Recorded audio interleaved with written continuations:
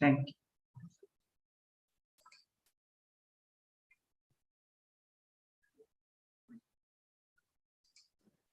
No, Lekha, you are muted again. Please unmute. Bridget, could you please help her? Yeah, ma'am, you can unmute yourself. You have to unmute. Am I audible? Yes. Yeah. Oh, yes. Go ahead. Respected President Namala Lily, Honorable Secretary of KMA Algiers Khalid, beloved past presidents, other management committee members of KMA, other members of KMA, guests, KMA supporting team, a warm good evening to one and all.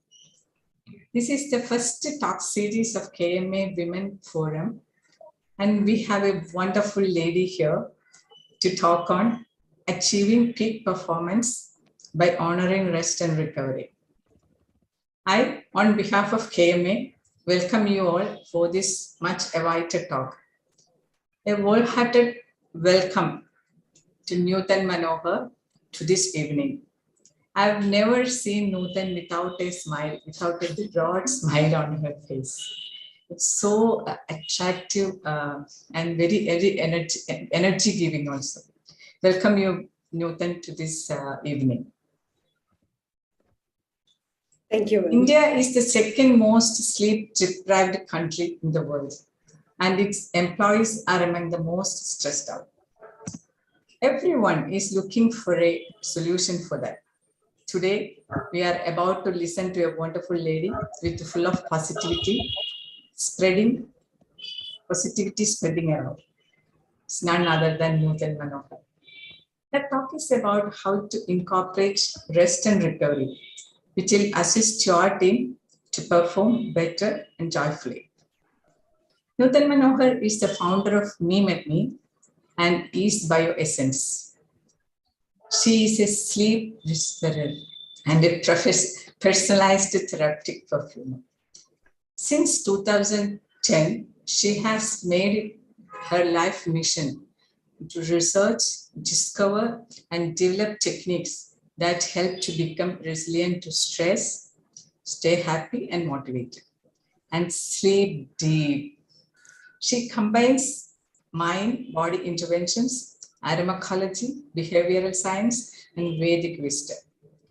She is an adjunct faculty of IIM Kozhikode for Wellbeing, speaker at TEDx, Economic Times HR Summit, TIE, Yoga Alliance, etc. Her corporate clients includes, it's a small team, it includes LinkedIn, Discovery Channel, Gale, Ernst & Young, HDFC, Indian Navy, and the list goes on, which I don't want to explain. Business World recently selected her among the top 6 women in wellness in India. She trains across the Netherlands, Germany, UK, Hong Kong, and soon starting in Japan. She has upcoming papers in neuropsychology. She is embarking a research on well-being with Jigma. Her therapeutic perfumery startup has been shortlisted by Shark Tank India. She was the regional manager for 11 countries across Pacific Asia after her MBA. Then she quit the job and took an MSc in yoga and followed her passion in wellness. Have a wonderful evening. Welcome you once again, Nutan Manohar, and over to you, President. Thank you. Thank you, Lekha, for the welcome address and for introducing Nutan. Chief guest of the day, Ms. Nutan Manohar, Chairperson, Women's Forum, Lekha Balachandran, Honorary Secretary, Mr. Algiers Khalid, Executive Committee members, MC members, past presidents, KMA members, invited guests, students, ladies and gentlemen. Warm good evening to one and all. Gorgeous Ms. Nutan Manohar, founder, Me, and East Bioessence. She is a sleep whisperer and a personalized therapeutic perfumer. She says the performance is possibly through engagement, but extraordinary performance comes by adopting a lifestyle that is sustainable. Wellness has several dimensions, including emotional wellness and physical wellness. emotional wellness, coping effectively with life and creating satisfying relationships, and physical wellness, recognize the need for physical activity, healthy foods, and sleep wellness and well-being. Together, they can work to boost how you feel and may improve your health. Sleep impacts every aspect of our lives. Good sleep is a topic that is often neglected, but it is very important aspect for our everyday life. Sleep has been extensively impacted our quality of life in many ways, be it our efficiency at work, our endurance when it comes to daily tasks, or the prevention of diseases and maintenance of mental health. Sleep is so important for life and health that some research even refers to it as medicine. According to research conducted in the 1970s and 80s, sleep medicine was linked to the discovery of electrical activity in the brain. A lack of sleep has a distress effect on our waking cognitive functions, including working memory, speed, accuracy, and performance. Studies shows that inadequate sleep even causes us to remember negative memories. It is indeed shocking. Lekha was also mentioning to know that India is the second most sleep deprived country, and employees are among the most stressed out. Her talk is about how incorporating rest and recovery will assist our team to perform better joyfully. Ladies and gentlemen, presenting you Nutan Manohar. Over to you, Nutan. Thank you so much. I have to say this, between Lekha ma'am and Lily, I think you have covered everything that I need to speak. Right? All the key points. That's some amazing study into the topic. So thank you so much, both of you, for making my life so much more easier. So thank you so much. And I have to also mention this. There are very few people who can, turn a no into a yes, and that too by the goodness of their heart. I mean, so the fact was that, Lily was like, hey, Nutan, you should come and speak at KMA. And I was like, no, not really, because I have so much of work going on, blah, blah, blah, blah, blah. But then just because, she has this magic about her where she can infuse you with so much of enthusiasm on, going ahead and doing something which you did not think you'll be doing. Here I am. So thank you so much. And thank you so much to the entire team for allowing me this opportunity to speak something about rest and recovery. Now, the fact is, the reason I feel really, really grateful is that the fact is that whenever we think about rest and recovery or somebody sleeping, we think of in terms of somebody being lazy. But that you're willing to listen to me kind of, is kind of showing the evolution in the way we are viewing sleep. So thank you so much for that. Lily, just wanted to check with you. Is it possible that I change the view to gallery? Like if I click on gallery, will it change for others? Just wanted to check this. Yes, I think you can. Okay, so I'm going to, because I like to see people rather than look at my face when I speak. So thank you so much for that. All right. So I just wanted to check with all of you. When we speak about rest and recovery and sleep, what are the phrases that come into your mind? Especially when it comes to rest, recovery. They can use the chat. All of them are muted, so kindly use the chat. Okay, so because I like to really have an interactive session. So if you could think of what are the terms that come up to you when it comes to sleep? Maybe, your parents said that you're lazy, you should not sleep so much, you should, study instead. There is relax. Or maybe you took a lot of pride in, not sleeping and working. Hemant said relax. Okay. All right. Thank you so much. Peace, snore, okay. Reboot. I'm so glad to hear these terms because often, at least when I was working in the corporate, there was a lot of pride in saying that, I was working till 3 a.m. People often like to kind of, say that. Or maybe the fact that, when you were a kid and you sleep till 10 a.m., people, your parents are very, very upset with you. So now today, I'm so glad that people are willing to, listen into this whole part about rest and sleep. Now, before all that, I think, I'd like to start from where I really like to start, which is about yoga. All right. So the thing is, most of you know me as a yoga teacher, and I really, really appreciate and honor that post as a yoga teacher. But unfortunately and sadly, very rarely, very, very, very rarely actually would somebody come to me to learn yoga. Most people come to me to touch their toes or to get rid of a back pain or maybe to lose tummy or weird things like that. But the fact is that those are just little benefits that you can have from what yoga can give you. Because what attracted to me to yoga was something beyond touching toes or standing on my head. I love those things, but then the fact is that what attracted me to yoga was something far beyond. One of these definitions of yoga is chitta vritti nirodha, to be able to overcome the movements, the unexpected, the unintentional movements of your mind, your thoughts, what I would like to think of as the brain.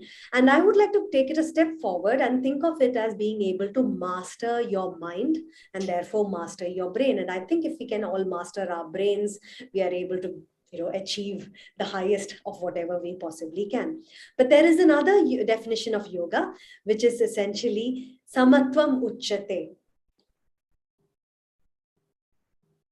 Just checking if people can hear me because my screen is frozen over here. Yes, So yes. okay, There are more comments on your question. okay. All right, so thank you so much. So samatvam uchyate. Samatvam uchyate is again a definition that it attracts me to yoga because it is all about having that equanimity no matter when things go up or things go down. It's something I struggle with because I'm a very excited.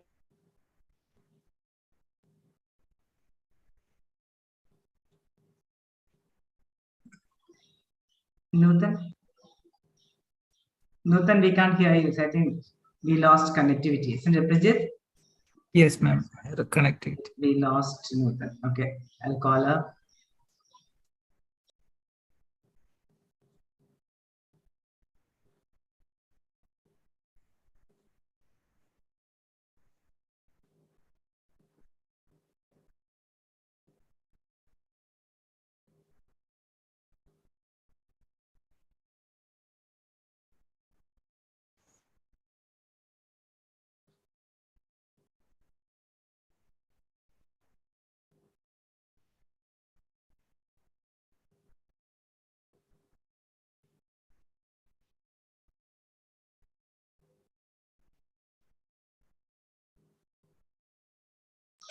She's trying to log in back.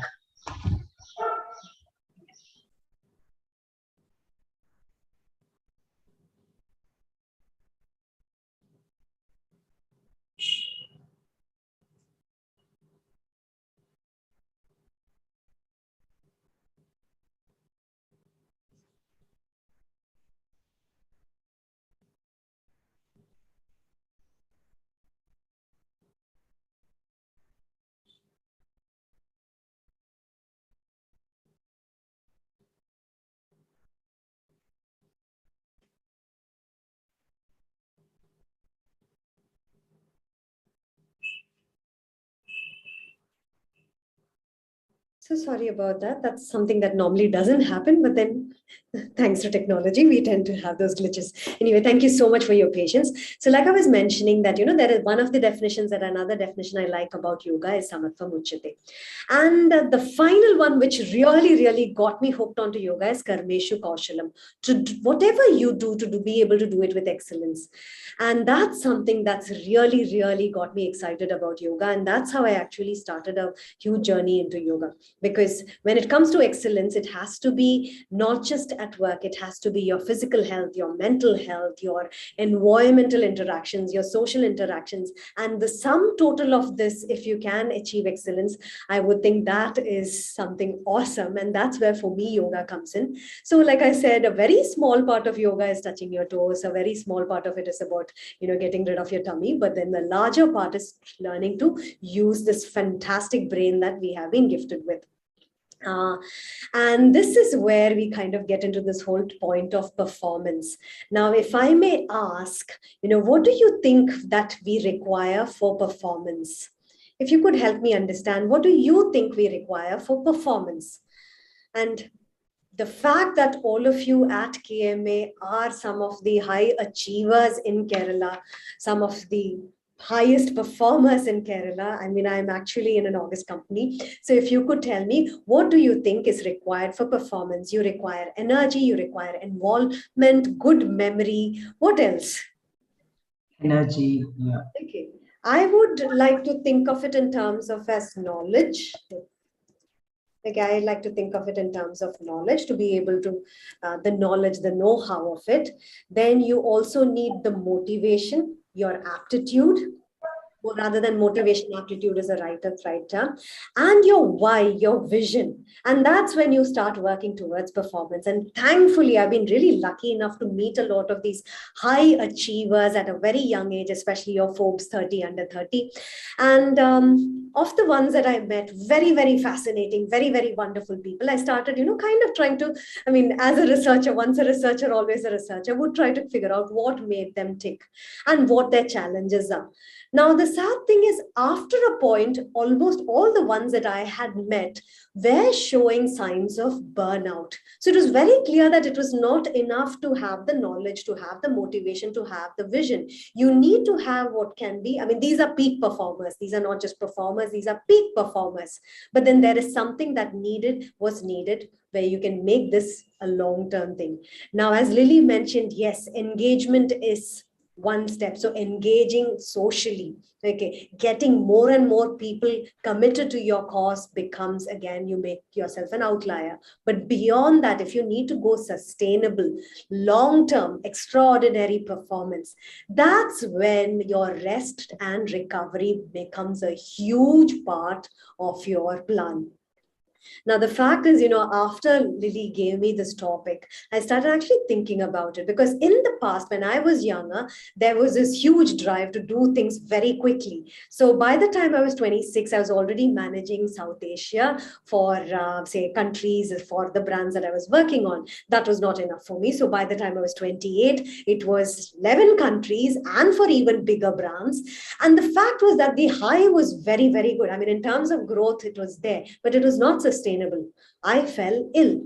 And that's something that I'm seeing over and over again. When I work with students from IIM Kozhikode, or even some of the other institutions that I kind of, engage with, IIMK, they've been fantastic in terms of being able to, study, audit student well-being, and then audit it later on also to see what are the differences.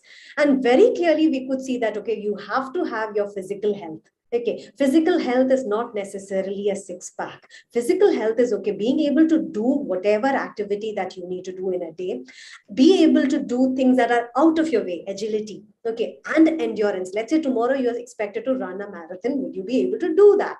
Okay, so it could be maybe that, you run 100 meters a day. Can you do that with ease? Suppose you're supposed to sprint 100 meters, which is maybe something, agility is required. Are you able to do that? And maybe endurance. So this is coming into your physical health alone. Mental health, it's about, do you bounce back quickly from challenges? How do you deal with challenges? How do you deal with setbacks? So that had to be studied. Then comes this whole part about social health, because very clearly something was going wrong when it comes to social health. Unfortunately, when, even as a management student, I can tell you that there's severe competition, and that somehow we tend to lose out on collaboration, because collaboration would have helped, but instead we start going into competition. And that's where a lot of problems arise. So can we improve empathy, kindness, indicators of, long-term leadership skills? Can we improve that? Likewise, environmental. When I say environmental, it is not necessarily just your nature. Okay, nature is a huge part, one of my favorite part, but also in terms of infrastructure. How safe do you feel? How comfortable do you feel? I mean, what is your relationship with your environment in totality? And what are you able to do there? So all these had to be studied, and post that, you could actually come out with interventions. And thankfully, these interventions were very, very successful, so successful that now we're planning to do something in medical colleges as well. So like I said, when we look at long-term sustainable, sustainable performance, that's where well-being comes into play. At this point, I want to ask you, all of you would have a vision. Now, that vision might have a date also. How old are you when that vision is to be executed? If I may ask that question. Okay, you would all have a vision. Let's say, okay, I want to be this, I want to be that, I want to be the best baker, I want to be the best company from Kerala, etc. You might always put a date to it. So how old would you be when you look at that? So most of us would like to finish it off by 50, by 60, and retire by it. But the fact is that science is advancing so much that all of us are going to be most likely living to be 100, right? Which means you have so many years of productivity up ahead of you. And this was actually an eye-opener for me myself as well, because I have the habit of overdoing things and hitting a burnout. Okay. So the thing is that I suddenly realized yesterday that I have another 50 years to get where I want to get. So now if I have 50 years left in me, I'm in my 40s. If I want to be doing things up to my 90s, and for me in my 90s also, I would want to be somewhere again in terms of excellence. So what should my life be today so that I can be my best in my 90s? So that was a question that actually, Lily forced me to think about. So thank you, Lily, for doing that. Okay. So if you think about it this way, then you see that there is a huge importance to rest and recovery. The fact is, okay, last year, Lekha mentioned about Shark Tank. I got involved into Shark Tank. But the fact is that, when I started working on it, I did hit a burnout. By November, the honest truth is I was actually crying, saying, I can't do this anymore. Of the 100 things that needs to be done to, that kick from 0 to 10, I knew two things, which is basically creating the product and creating a brand. The rest of the 98 things are something that was beyond me. And it was actually making me miserable and I was hitting a burnout. And that's when my mentor asked me, why are you so stuck up on Shark Tank? You really don't need the funding. You really don't need this. You are in for the longer run. So instead of thinking of it, think of it in terms of, what is the longer run? What do you want to achieve? And break it down further. So these are few thoughts I just want to start off with.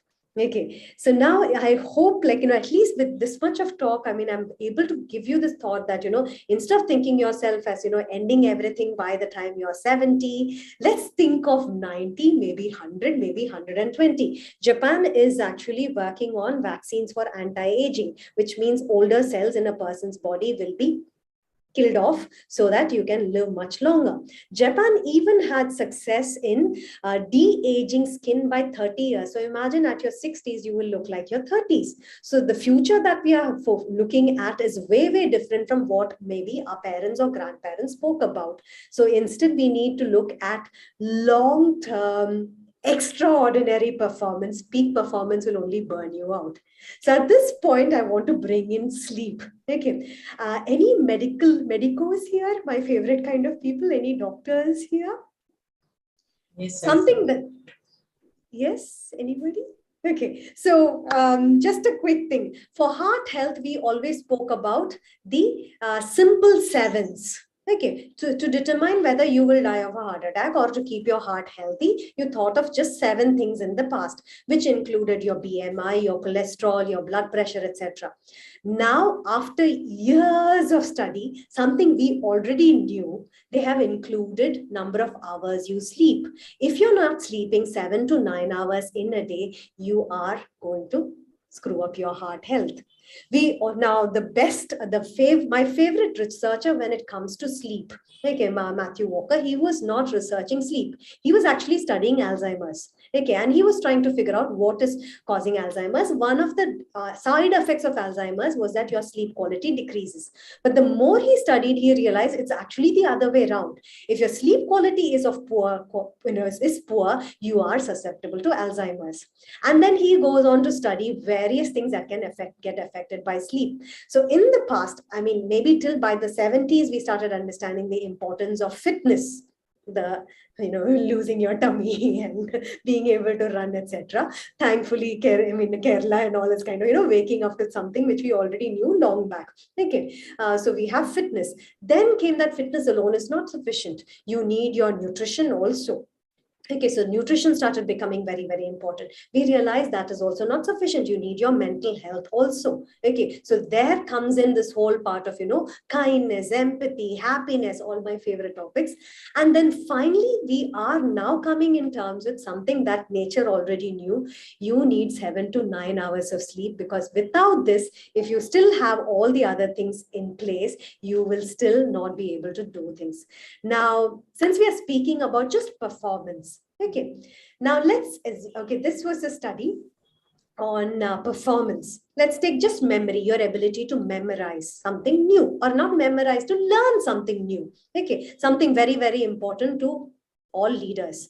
Right now, in 1 day of sleep deprivation, let's assume that I force you not to sleep, make you sleep maybe 2 hours, and then the next day, at what percentage will you be able to learn something? Guess a percentage.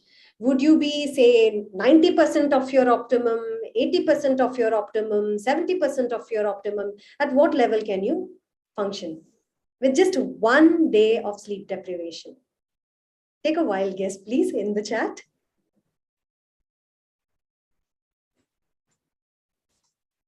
20%. Okay. Well, thankfully, we are designed such that, we can push through a lot of problems. Okay, our body, it's amazingly resilient. Okay, Shelter's actually got it, actually 64. We drop our efficiency by 40% in just learning something new.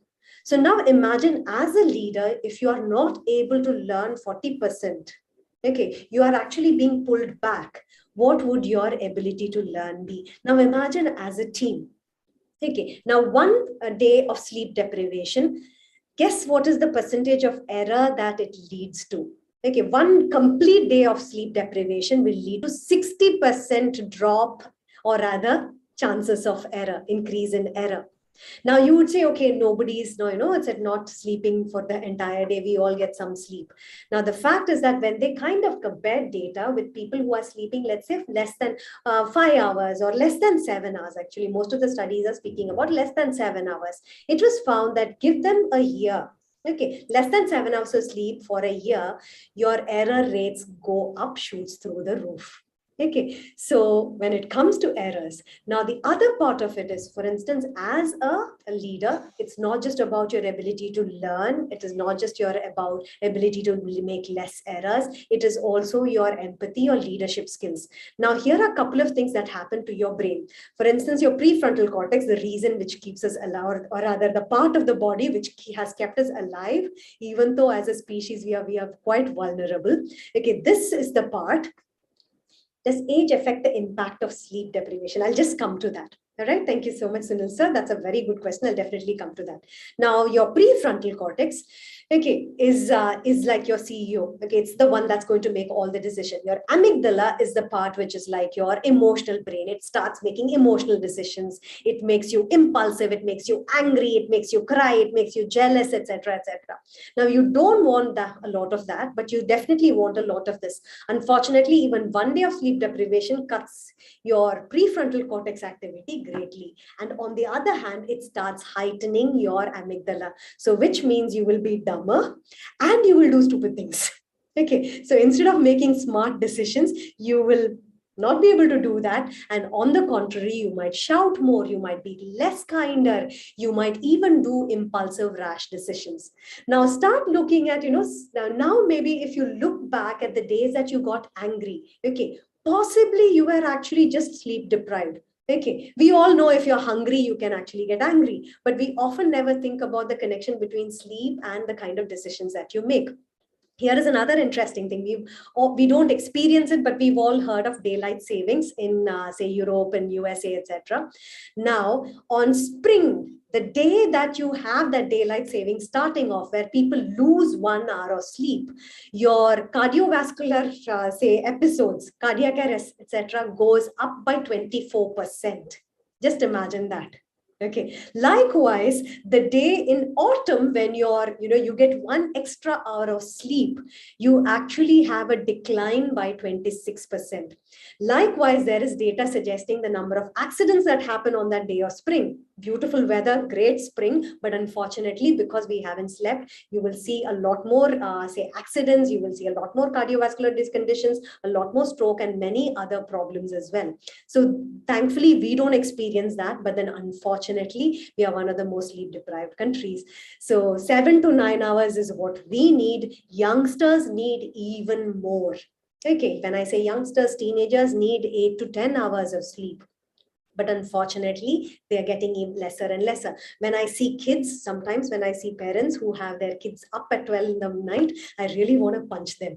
Okay, it's incredible. There's a child's birthday party. The child is kind of, expected to stay up at 12 and they are celebrating it. Unfortunately, that's terrible for the child, for the brain to have, for the child to develop. Okay, they need 12 hours of sleep at least. So making sure, and it has to be undisturbed sleep. In India, 1 in 2 claim that they don't get undisturbed 6 hours of sleep. Okay, that's actually very, very scary. So the thing is that, in future, if we need to actually change the kind of health that we have, we would need to actually look into our sleep. If we need to make smarter decisions, if we need to have lesser errors. Okay, now Sunil Karta ji has asked a very interesting question on impact of sleep and aging. I hope I've got the question right. Now, this was a study done in Sweden. They took a photo of the person, and then after that, deprived them of sleep for just 1 day. Okay. And then basically the photo was taken under similar condition. And then basically somebody was asked to judge on beauty. Now, when I say beauty here, it kind of means, do they look tired? Do they look exhausted? Which is the one that actually looks better? Now, interestingly, 80% of the time, they chose the image which was of the person after they have slept and not the person who hadn't slept. So that's a very simple one. In terms of aging, there is a lot. For instance, right on top of head, okay, you have skin health. Right on top of head is also hormonal health. So when it comes to men who are sleeping, say, less than 7 hours in a day and across for few years, it's found that their testosterone count is aged by 10 years, which means that they might be, even though they are 40, they would only have a testosterone count of somebody who's in their 50s. Likewise, even when it comes to men, even testicular sizes actually shrink based on sleep. Likewise, for women also, a lot of PCOD that I get to see in India, in Kerala especially, is related to sleep deprivation or poor sleep habits, not just about sedentary lifestyle and poor diet. It's a lot to do with sleep as well. So these are actually some of the, problems that we might end up with sleep. Now that brings us to, some of the big problems when it comes to sleep. For instance, I hope you've heard of the term drowsy driving. You have drunk driving and you have drowsy driving, and you have people on drugs driving. Nowadays, you don't have drunk driving, you have a lot more of drugs and driving. Which one do you think is a more fatal accident, drowsy driving or drunk driving? Sadly, it's actually drowsy driving. When you're having drowsy driving, because of sleep deprivation, your body tries to make up for sleep by having microseconds of sleep. So it's just microseconds. But in that microsecond, okay, you are not there to have a reaction. When you're drunk or when you're on drugs, you are only delayed in your response. Okay, so you will still hit the brake. But when you are doing drowsy driving, you end up forgetting to hit the brake, or you're not there to hit the brake, and therefore more of fatalities is being found in drowsy driving than in drunk driving. But unfortunately, there's no way to test it as of yet. I'm looking forward to a future where you have your cop standing there to check how many hours did you sleep the previous night and whether you're allowed to drive or not. Okay, and there's another study that had come up. This was in US. This particular school had a fairly decent SAT score. Okay. And in one particular year, they changed the school timing so that children could sleep a bit longer and they could come in, and the school would start only by 10 a.m. Nothing else changed. The same teachers, the same curriculum, etc. But the SAT scores went up significantly. Okay. It went significantly per student. It actually went up like up to 40%. Okay, which actually determines whether you win or whether you lose when you have to compete. So these are few of the things that I would definitely want to talk about when it comes to sleep. Now, sleep undisturbed is very, very important. But then, many days, just like you, I also have days where there's so much of work that, may not be able to look into that kind of sleep. So in that case, rest and recovery during the day is very important. Every now and then being able to take a pause is important. Okay. And when I take a pause, it definitely doesn't mean doom scrolling, going into social media. That's the worst thing. I would recommend you sit and work. That's much, much better than actually doom scrolling. Does afternoon nap for aged help? There's no replacement for undisturbed sleep. So you have to train yourself to sleep undisturbed. Most often, older people are napping in the afternoon because they haven't been able to sleep well. Sleep is something that is very, very natural. Just as hunger is natural, thirst is natural, unless you force yourself out of it, you're not going to be out of it. Right. So it's a thing about getting into that rhythm, getting into that routine, and then you can actually improve your sleep. So typically the sleep program that I do is 5 weeks. In that, the first one might be just awareness. First session might be awareness, and with awareness itself, a lot of changes happen. Second week might be about what do we need to get rid of to sleep better. For instance, if you're too energetic, you will not sleep well. You need to actually, if you haven't moved your body, you will not sleep well. Okay, so you need to make sure that you do that. If you have too much of caffeine, any caffeine after 2 o'clock, coffee after 2 o'clock is going to affect your sleep. Okay, even if you feel that you can still fall asleep, the quality of your sleep gets affected. All right, so there are many things that you need to get rid of. It could be energy, it could be work commitments, it could be light, many things that actually is required. Then comes this whole part where is what I call the ritual of happiness. Okay, how do you create happiness in your day? Because when you are happy, you actually start to relax further, which means no news after 7 p.m. Switch on the news and all you see is a lot of crap. Right? It doesn't. So very strangely, I put my Google settings so that there are no stories on rape and there are no stories on scam. So which means I don't get much news from Kerala anymore. Okay, I see other news. I don't see much news coming from Kerala. Okay, so now the thing is, after 7 p.m., any of that, even if it is exciting, let's say you have a great project and you're excited about it, it's going to affect your sleep. You need happiness, something mild and sweet. It can be connecting, it can be bonding, it can be happiness for your body, which is, stretching, etc. It can be happiness for your body, which means less heavy food, etc. So all those things need to be looked into. Then would come a particular time where you're looking at creating trust, because if your surrounding is such that you can trust, your body will fall asleep. If you cannot trust your surrounding, okay, maybe you're comfortable with it, but if your body doesn't trust it, you won't sleep deep. You will keep waking up in the night. This happens to most of us travelers. When we sleep in a hotel room, night we end up waking up, even though it's a very luxurious room, you end up waking up purely because you haven't trusted the environment. Okay, so some tweaks that need to be done. And post that will be a couple of more sessions to see. So then that's how you kind of, figure out how to get back into the rhythm of sleep. Okay, listening to something on YouTube like story narration music helps you sleep. Varna, that's actually something, so as a sleep whisperer, that's actually what I do. Okay, I talk to people and they fall asleep. All right.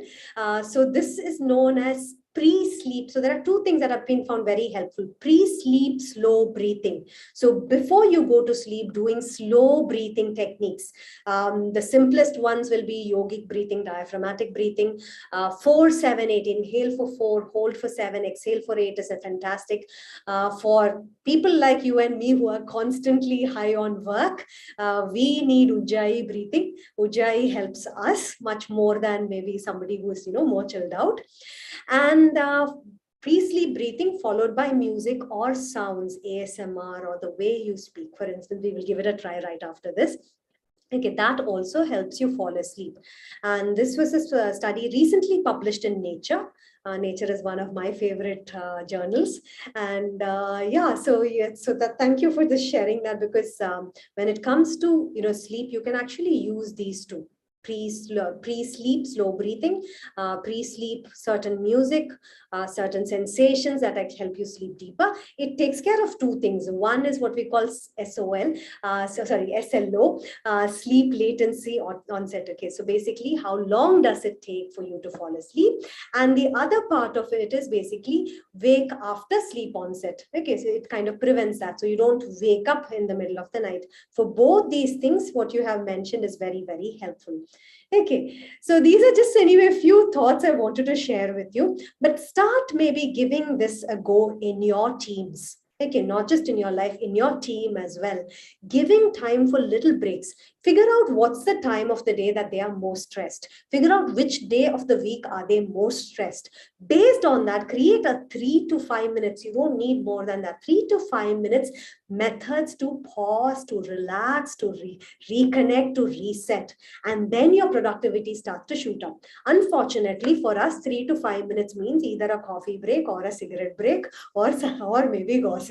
Right? We need to go away from that and instead do something that's actually really, really nourishing. And that actually makes a lot of that brings in a lot of results. So just wanted to share these thoughts. And the fact is, okay, I mean, when I started interviewing students from JIPMER is one of the top medical colleges in India. After we saw the results in IIMK, we kind of published it in neuropsychology, and those results were, taken up with JIPMER, and we could see that there is a problem going on. Now, you and I mean, when it comes to medical team, I mean, one of the reasons why these are my favorite set of people is because these are people who need the interventions the most. Reason, okay, average, our lifespan, let's say 70, 80, they tend to live 10 years less than us because the amount of stress they have is incredibly high. The amount of sleep deprivation is incredibly high. Now, if you take regular say populations versus medical populations, you see that substance abuse, be it caffeine or be it hardcore drugs also, substance abuse is much, much higher there, purely because they're finding it so difficult to cope with the kind of, it's the challenges, that not challenges, it's actually artificially put there, artificially put challenges out there, which is making them actually live less longer, flourish less. So actually the work that I'm hoping to do is, to figure out how do you get the medical teams to actually live healthier, happier. So that's a new project that I'm working on. And our PM, and for 4 hours a day, he claims he's able to do that with meditation. Okay, Sunil Kartaji, thank you so much for bringing this point up. Now, here is the thing. I'm talking about the general population. Okay, 99% of us fit into this. When it comes to evolution, we have, if we believe in the survival of the fittest, where we have to survive all through. Okay, why would nature put in this, 7 to 9 hours of sleep where you are completely vulnerable to all danger? That means sleep is doing a lot more than just helping you shut your eye. Okay, it's a lot more than physical rest. It's a lot to do with your memory, to press the save button on things that you have learned. It's a lot to do with cognition. It's a lot of regulation. Okay, so that's what is happening in. Now, there is a percentage of us. Now, this is something that I often say, may not be something people like to hear. Now, we've all heard of the term psychopath. I don't mean sociopath, psychopath. Now, psychopath, I'm not speaking about people who are going around killing people or being violent, etc. Psychopaths are actually like you have the empath on one extreme and you have a psychopath on the other side. These are people who are completely differently wired. Okay, they are mostly nocturnal. They do with much less hours of sleep. They are fantastic CEO material. Okay, because they can take really tough decisions very quickly and their sense of empathy is actually pretty poor. Okay, so I have often felt, some of the leaders that I actually admire and I look up to also, I've often felt that, there is a lot of psychopathy there. I don't mean it in a negative way at all, but this is possibly one of the reasons why certain leaders that we look up to do not need so many hours of sleep. And when you actually do the psychopath questionnaire, you actually see them, ticking in most of the boxes. Okay, now again, please don't you think of psychopaths as people, serial killers and violent people.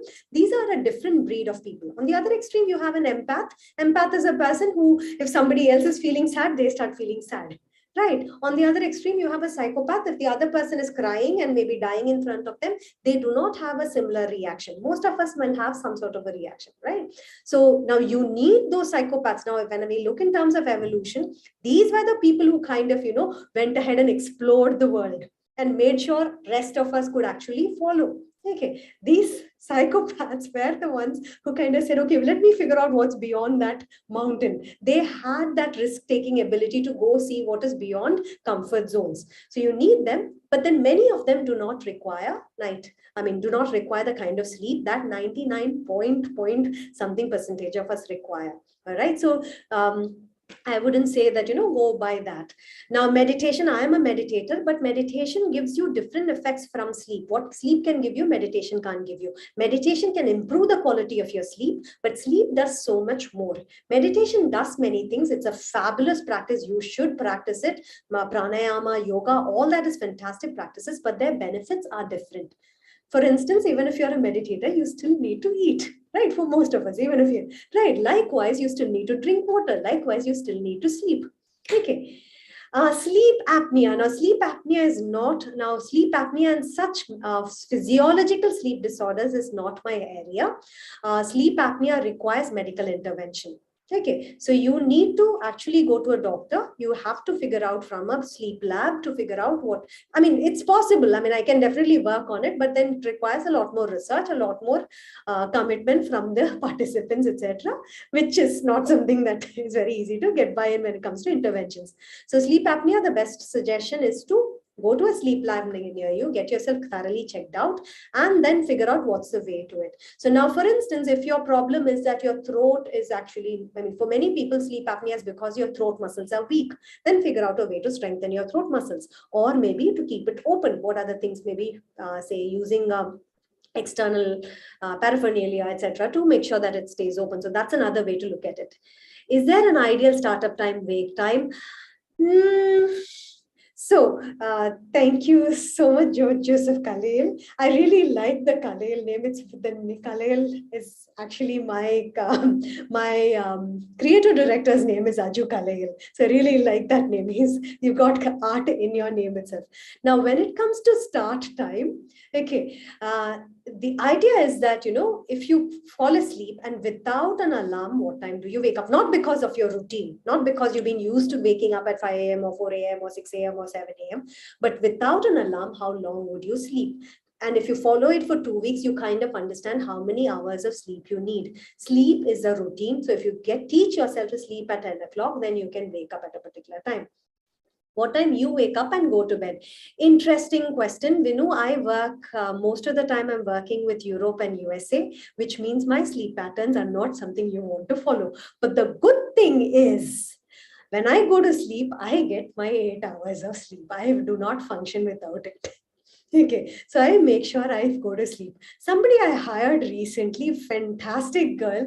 One of the things I really, really liked about her is, she was given a new project, a new assignment, a very, very fascinating assignment. But she's like, if she takes up that assignment, she knew she's not going to be able to sleep sufficiently, which meant that she's not going to be at her best. So she decided not to do that. And I gave her the job for one of the reasons for giving her that. Okay. So sleep is something very important. Unfortunately, my lifestyle is not something that you would want to follow. I sometimes have sessions at 1 a.m. There was it. So I can't, don't follow me. Sometimes, for instance, when I'm in Europe, sometimes I'm teaching at 4 a.m. in India time, which is your 9 a.m., I think. Then again, my sleep schedules are very different. Do you have the concept of power nap? I believe in undisturbed sleep. Power nap is not something that is recommended in terms of medical benefits. However, in terms of your productivity, a power nap, a snooze button is going to help you. But so is, say, pranayama techniques. So is your meditation. So are mindfulness techniques. So power nap versus any of those techniques is going to definitely help you boost your productivity. But does it help in terms of all the benefits that undisturbed sleep gives you? Not really. Thyroid and sleep pattern. So all your hormonal regulations happen during sleep. Now, here is the thing. We all like to build muscles. So because of that, we go to gym. But when you're at your gym, your muscle is not getting built. Your muscle is getting built deep in sleep. Okay, we all like to lose weight. We try to burn our calories. It's not then that you're losing fat. It's in your night that your fat metabolism gets regulated. Likewise, all your hormonal and even neurotransmitters are regulated based on the quality of your sleep. So what kind of training do you offer as the course online? So right now, most of my work is corporate. Very less time for personal sessions, but yes, sometimes I do take it up. So yeah, so what is perfumery? Okay, so now the thing is, okay, for me, for instance, I love yoga. I love, I mean, if I have 1 hour to do everything, if I can do my practice, etc., it gives me all the energy that I need. It gives me all the cognitive functions, everything. But sometimes, most of the time, especially after I kind of started focusing on entrepreneurship since 2019, I don't have the time for that. So in such a case, I have maybe a few minutes. That's where my perfumery comes into play, because these are essential oils. For instance, lavender brings down my cortisol level. Certain citrus oil starts, perks me up. Peppermint perks me up. So these oils I use to make sure my cognitive functions are at its best. I'm able to relax quickly, etc. Last year, I think I was just going on smelling my blend, which is called Peak. It's for, afternoon when things go crazy. I was just constantly smelling that, and that was what was keeping me going. So perfumery is something that I use, especially when people don't have the time for that 1 hour, 1.5 hours of yoga, meditation, etc., etc. This kind of helps to get me results much faster. So I hope I've answered that. Vinu, please do stay in touch. I'll be happy to help you in any way that I can. So that's where I'm at.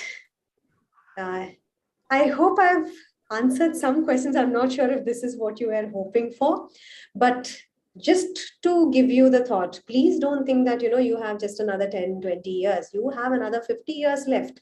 Now, what is your vision? Yoga is about excellence. Okay, now, and it also says, when you have a vision, your body, your brain will convert to help you get there. Okay, and provided you start, then comes Abhyasa and Vairagya, practice and being able to stay detached. Okay, so you can get there. So in 50 years, where is it that you want to be? And if you have 50 years and you are not in a hurry to get somewhere in another, say, 1 hour, which is what most people are, when I analyze traffic here, everybody's in a hurry. Nobody has time to, let somebody walk, or, an old person wanting to cross the street. Life is miserable for them. And I keep wondering, what are these people rushing for? Right. So if you look at it in terms of 50 years, where do you want to get? That's where rest, recovery, not just sleep, but also rest and recovery during the day comes to play. Something that I was extremely successful was with a client in Europe. Instead of 5 days, he now works only 4 days. 3 days he holidays. 1 day he's volunteering. 2 days he's cycling around. And he's become the best performer in the entire company. Everybody wants to work with him. He stopped working that extra 1 hour. Very rarely do you find Europeans working extra hour, but he used to work that extra 1 hour. Now he works 1 hour lesser also. So he works 4 days in a week, plus he works 1 hour lesser than before, but he's getting much, much more results. Abhyasa, Vairagya, practice. It's not just, you cut the day and it happens. Abhyasa, you have to find the method. Then you have to put it into practice, and you have to stay detached. You can't be like, okay, I did this for 1 day, do I have results? You have to stay detached for maybe 5 weeks, maybe 6 weeks. And then you start enjoying it. You start focusing on what you're enjoying much more than, am I getting my, say, deadlines met? Am I getting my targets met? All those happen, and much better than it happens. Because the fact is, when I go to IMB, where I'm incubated, I would be one of the laziest person, okay, in the sense that I'm not really focusing on deadlines and, with the targets, etc. But thankfully, being able to keep on going further and further. And that's it. So If you have any further questions, we'll be happy to. Meanwhile, I have a request. Let me just hold on just a second.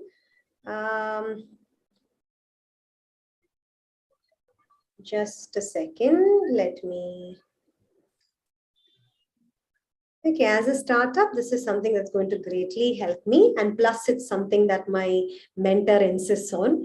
Please do give your honest feedback on the session and also any other sessions that you might be interested in. Because your feedback, one, helps me understand whether you understood anything. Second is that how can I keep adding value, because it's about adding value more than anything else. So that's it. Sunil Kartaji, I hope I have answered your questions. Ria, I hope I've given you some insights. Yes. Ria, see, for instance, thyroid is a lot related to even your body temperature control. When it comes to sleep, your temperature goes down by 2 degrees. When you have thyroid, that gets affected. When your sleep is affected, again, it starts affecting your body's way of controlling temperature, etc. So it's both ways. Sleep pattern affected, it will start affecting your thyroid. If thyroid gets affected, it starts affecting your sleep pattern. So the best is, learn to sleep. Okay. Okay. Lily, have I put everyone to sleep? Yes. Dr. Simon, any insights? I love to hear from the medical team as always. Especially with, some from simple 7s, we have gone into life's essential 8 and sleep has become part of it. Imagine now doctors are going to insist that you sleep. Before we would say, bring your cholesterol levels down. Now it's going to be sleep 7 to 8 hours. Okay, so then now no more questions. I think.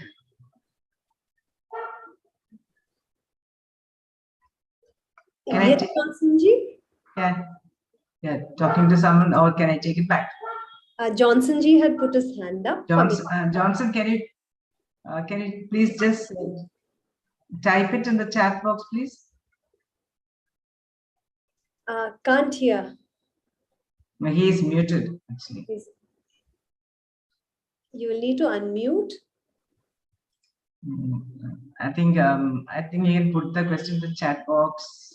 How to measure quality of sleep? Okay, thank you so much for that wonderful question. Okay, so I look at it in terms of the insomnia questionnaire, the validated questionnaire for insomnia. How long do you take to fall asleep? How many hours of undisturbed sleep do you get? Do you feel refreshed when you wake up? These 3 are the areas that I look at. So if it's more than 20 minutes to fall asleep, that's something that we can work on. Undisturbed sleep, that's something that again we need to work on. And for instance, if you wake up and you feel ready to take on the world, your serotonin levels are high, you are ready to face on challenges, and then definitely you're there. Drinking milk before sleep, good or bad? Okay, now milk has benefits. So I often suggest what's called moon milk in Ayurveda. It's called moon milk. So there's a bit of ashwagandha, there's a bit of nutmeg that can be included into your milk, and that actually helps. Okay, so milk, it starts promoting even your melatonin levels also. So milk is a great idea. However, most of us are slightly intolerant towards milk, and God alone knows what we get in the name of milk. Okay, so few have actually moved to nut milk and have said that it's equally good. Oat milk and all that, and have said it's equally good. Again, homemade oat milk, I don't know what you get in. I used to work in food industry, so I can tell you I don't know what we get in that. Wearables to measure your sleep pattern. Sunil Kartaji, wearables in terms of your sleep pattern reliability is not so high. Okay, so you can't really say. The second thing is that many people who have insomnia, I'm not talking about people who have good sleep. Okay, when they do a wearable, they sleep even lesser because one, they are worried about how long have I fallen, how long did it take for me to sleep? They're worried about how long did I sleep? Oh no. So the anxiety builds up. Insomnia and anxiety go together. So personally, I don't recommend wearables. But If you are disciplined enough to utilize that data to help yourself do better, then why not?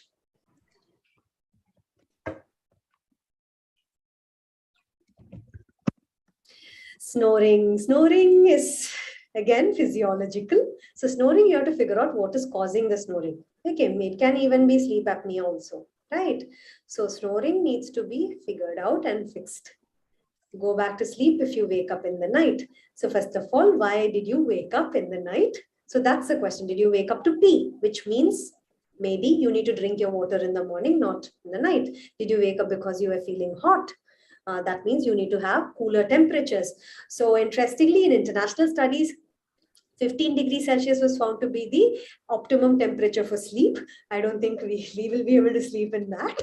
Okay, I think we have to find what is the best temperature for you to sleep. Okay, second could be maybe lights, sounds, other disturbances. So you have to figure out what is causing it and then figure it out. If it's stress that's causing you to not fall asleep, then you have to sort that. So it's many ways individualized, even if it is in a group. Oh, by the way, I forgot. Somebody was asking, Vinu, you were asking me about sleep, right? So here is the thing. Pretty soon I'll be starting one-day sleep retreats with Radisson, possibly with Weston. And I'm also speaking to Ananda in the Himalayas, so where we'll be doing sleep retreats. So which will include the workshop as well as personalized as well, plus which will include the 5 weeks of coaching afterwards, etc. So please do stay tuned. I'll definitely keep you posted about it. So high in your blood pressure levels, if it gets affected, it's going to affect everything. Not just your sleep, it's going to affect everything, right? So if you could tell me what the question. Oh, okay, hemoglobin. I'm not really sure about, I haven't really looked into it, Dr. Bhagyalakshmi. So most of my area is related to corporate. So I look at what is the more than sleep disorders and physiological conditions. I focus on lifestyle related conditions, which is causing poor sleep. All the other work, when I work on stress, when I work on happiness also, it is more from a lifestyle rather than, let's say, a genetic or maybe genetic kind of, or other kind of physiological reasons. Can rhythmic breathing reduce the need for 8 hours of sleep? Nope. Yoga Nidra, my favorite, but then again, it's not sleep. It's a great thing, definitely incorporate it, but it's not going to give you all the benefits that sleep can get you. But okay, Vijay Nair, since you brought up Yoga Nidra can actually help you unlock many potentials of sleep. So for me, Yoga Nidra has been able to help me go into lucid dreaming. And many times I use sleep to solve problems, creative problems. Right? So Yoga Nidra has been helpful there. Or even accessing subconscious and things like that in your sleep. But then those are different things altogether. Rhythmic breathing is a great way to fall asleep. Sleeping while driving, is there really sleep? Sleeping while driving is micro sleep, right? You fall asleep for a few seconds. It's exhaustion. Your body is crying for help. It's not lack of oxygen. See, it's a lot. Your body is not just one little thing like oxygen. It's a lot. See, because when you sleep, that's when all your toxic buildup in your brain. Your body has lymphatic drainage, right, for your toxin removal. Likewise, your brain has glymphatic, right? So, Koshitarian sir, I was waiting for this question. When I'm in Kerala, one question will come. Can I drink and sleep? Okay. Okay, and normally this is the answer which kind of gets people to get very upset with me. Okay, so alcohol and sleep are not really well connected. Alcohol might put you into a somniferous mode in the sense that it will make your so your onset is faster. Instead of 20 minutes, you might fall asleep faster. However, sleep throughout the night is not uniform. It's cycles of sleep, right? It will deprive you of your REM sleep. Okay, REM is the time when you are taking in information and pressing that save button. Okay, so it's going to impact that. So alcohol plus sleep most likely will turn into Alzheimer's, I feel. Okay. Sleep, for instance, supplements melatonin.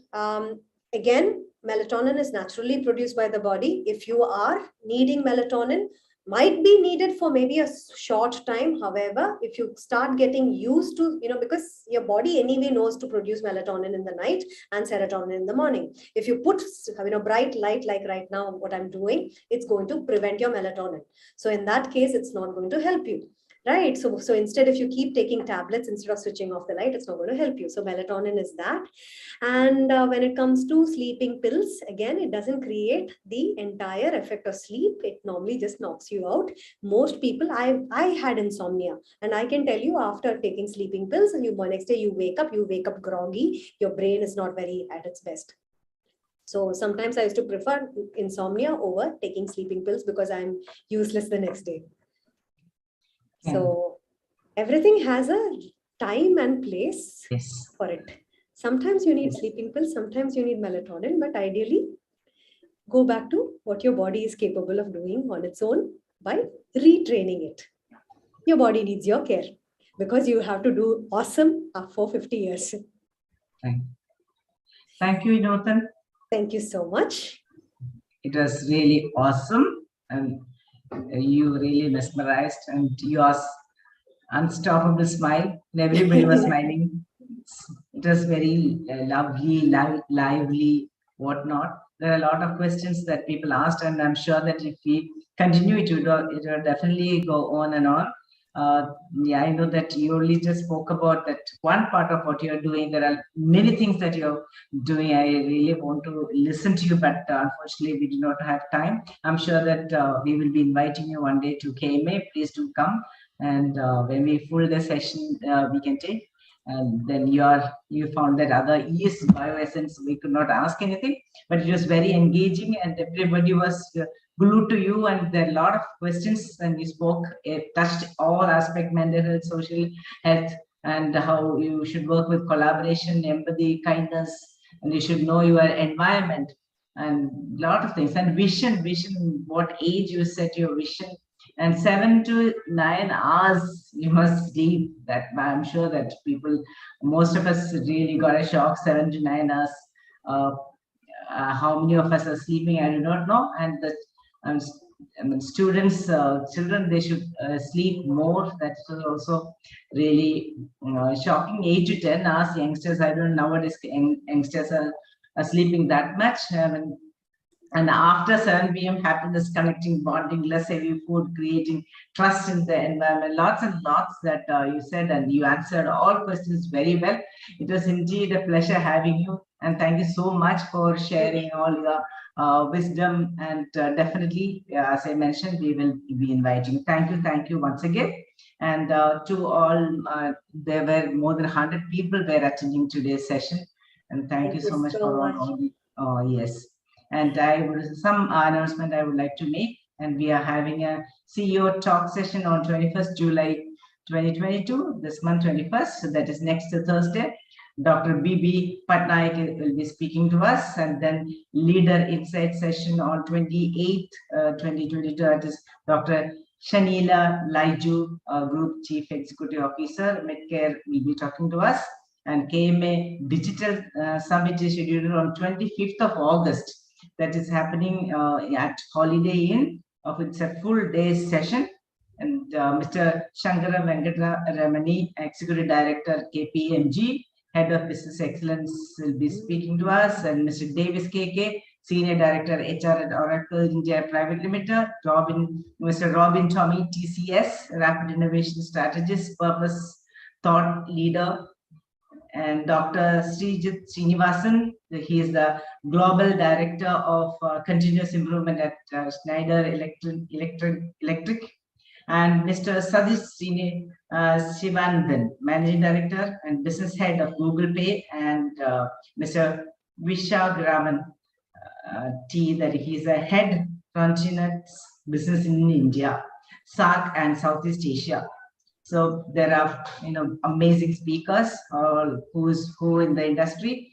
And this has got a little cost to it. That is, registration fee will be 1,000 plus GST for non-members. Or everybody can participate in non-members. For our members, 1,000 rupees inclusive of tax will be charged.